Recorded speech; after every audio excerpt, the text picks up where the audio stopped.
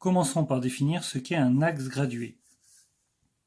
Un axe gradué, c'est une droite avec des graduations qui sont régulières. Alors en général, en sixième, ce ne sont pas des droites qu'on voit, mais des demi-droites. Donc j'ai parlé d'axe gradué, mais souvent je vous parlerai aussi de demi-droite graduée.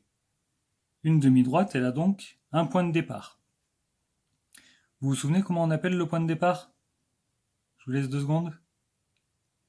Voilà, on appelle l'origine. Donc on aura l'origine de la demi-droite graduée et qui contient des graduations donc régulières. Les demi-droites graduées, vous en connaissez depuis très longtemps. Voilà, ça, c'est une demi-droite graduée. C'est même un segment gradué puisque ça s'arrête à 30. Et il y a un point de départ, une origine, 0, et toutes les graduations sont régulières. Alors si on regarde bien les graduations, il y en a des grandes, des petites et des moyennes. Ce n'est juste utile qu'à pouvoir lire la graduation. Toutes les graduations pourraient avoir exactement la même taille, sauf que pour nous ce serait difficile de se repérer dessus. Donc on a fait des graduations grandes, moyennes et petites, pour 10, 5 et 1. Mais à la limite, les graduations peuvent être toutes régulières, donc je peux aussi faire des graduations régulières à chaque intersection, à chaque carreau.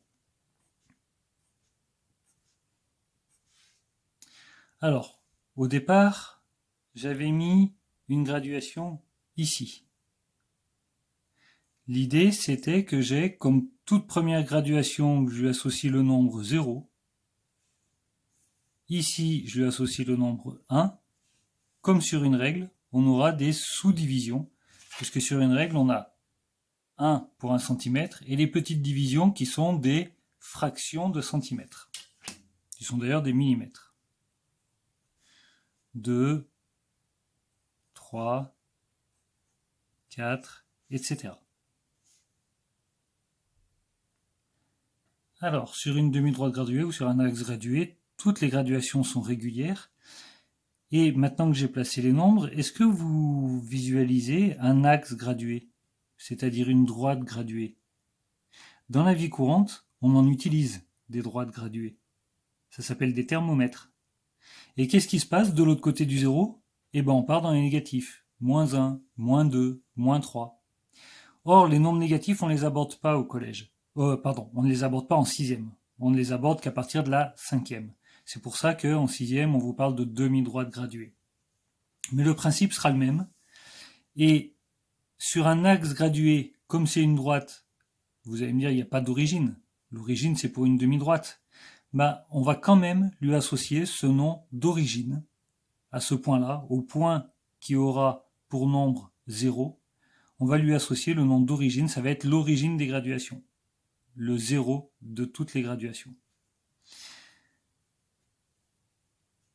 Justement, ces nombres-là, ces nombres qu'on va mettre ici, on va leur associer à chaque nombre des lettres.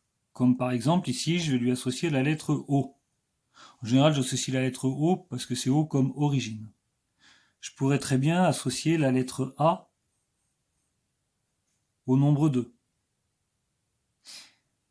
Maintenant, je vais vous placer le vocabulaire. Je vais arrêter de parler de lettres et de nombres. Les lettres, ce sont des points. D'ailleurs, c'est pour ça que je les ai marqués en majuscules. Les points sont toujours notés en majuscules. Et chaque point que je vais placer sur l'axe gradué, je vais le placer à un endroit précis. Et l'endroit précis, par exemple si je mets B ici, il va être repéré sur l'axe gradué par le nombre qui lui est associé. Ce nombre associé, on appelle ça l'abscisse. Abscisse. Alors attention, je vous l'écris. C'est une écriture assez complexe. Abscisse, A-B-S-C-I,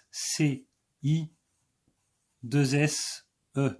L'abscisse, c'est le nombre qui permet de repérer le point sur la droite graduée.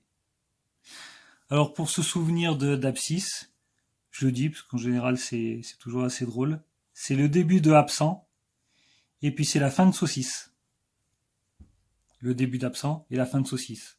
Alors si vous avez envie de vous dire que tous ceux qui sont absents sont des saucisses, vous faites comme vous voulez. C'est faux, mais c'est drôle et ça me permet d'avoir un moyen mnémotechnique assez amusant.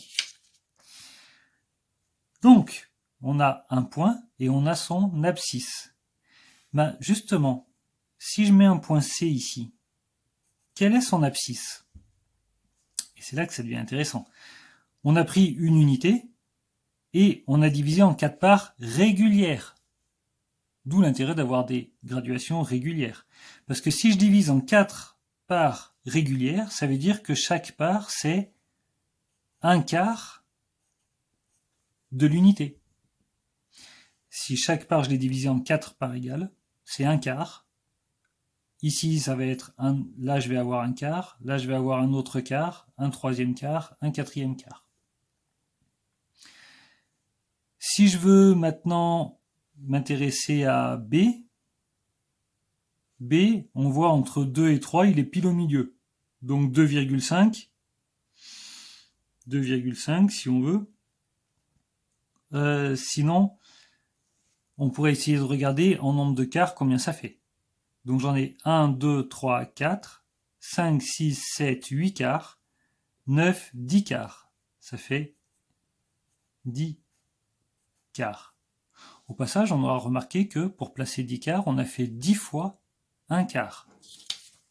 Je vais l'écrire en dessous, mais pour placer 10 quarts, on a fait 10 fois un quart. Donc, j'ai égalité entre ces deux choses-là. On y reviendra dans une deuxième partie du cours, là-dessus. Si maintenant je veux placer... Alors pareil, je vais utiliser le brouillon. Si maintenant je veux placer 3 demi. Si je veux placer 3 demi, où est-ce que je vais placer mon 3 demi? Alors déjà, je vais repérer où est mon 1 demi. Il est là. On est d'accord? Puisque entre 0 et 1, je divise par 2. 1 demi. Et si je veux placer 3 demi, ben je vais faire 1 demi, un deuxième demi et un troisième demi. Donc il va être là, mon 3 demi.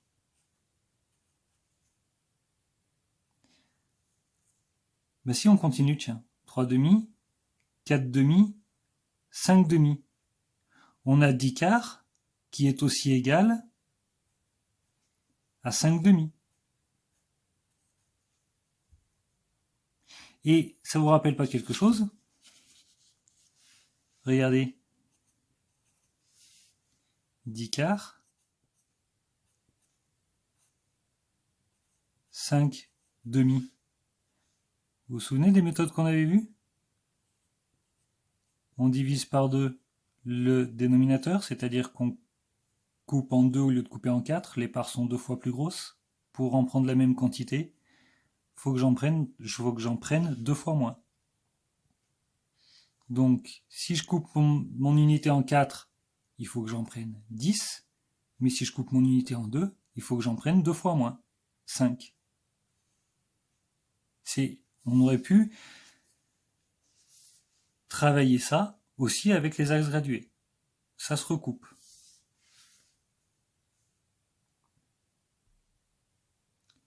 Je viens donc d'écrire tout ce que je vous ai dit à l'oral. Les lettres sont des points, donc on les écrit toujours en majuscule bâton. Et les nombres sont des abscisses. Ils permettent de repérer un point sur un axe gradué. Alors, en l'occurrence, les nombres que j'ai mis ici, ce sont des fractions. Mais une fraction, ça peut vraiment être vu comme un nombre, et ça, je vous le montrerai dans la deuxième partie du cours. Pour l'instant, qu'on marque nombre ou fraction, c'est pareil, ça permet de repérer un point sur l'axe gradué. Le point d'abscisse 0, quel que soit son nom, là où je l'ai appelé O comme origine, c'est souvent le cas. On aurait pu l'appeler A, Z, K, peu importe, toujours en majuscule bâton. Du moment où son abscisse c'est 0, alors ce sera l'origine de la droite graduée. L'essentiel c'est qu'il soit d'abscisse 0. Une petite remarque, c'est que le mot abscisse, je ne l'ai pas marqué ici, mais c'est féminin. On dit une abscisse. Alors maintenant, je vais vous parler des notations. Quand on note un point et son abscisse, il y a une notation qui est très particulière. Marquer notation.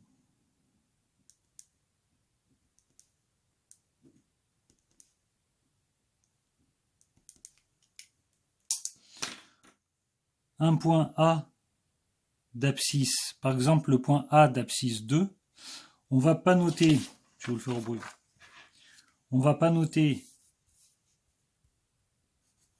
A égale 2, non, on va pas noter A 2.2, ça non plus.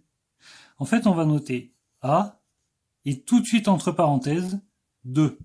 Il n'y a rien ici. Il n'y a pas de 2 points, il n'y a pas de égal, il n'y a pas de flèche, il n'y a rien du tout. A entre parenthèses 2. Ça veut dire que le point A a pour abscisse 2.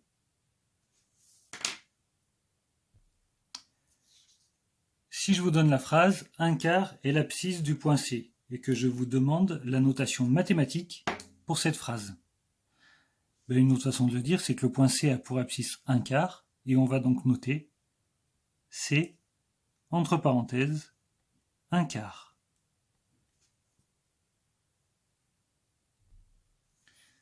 Maintenant, si je vous dis le point B a pour abscisse 5 demi, bon, encore une fois, le point B a pour abscisse, rien entre B et la parenthèse, a pour abscisse 5 demi.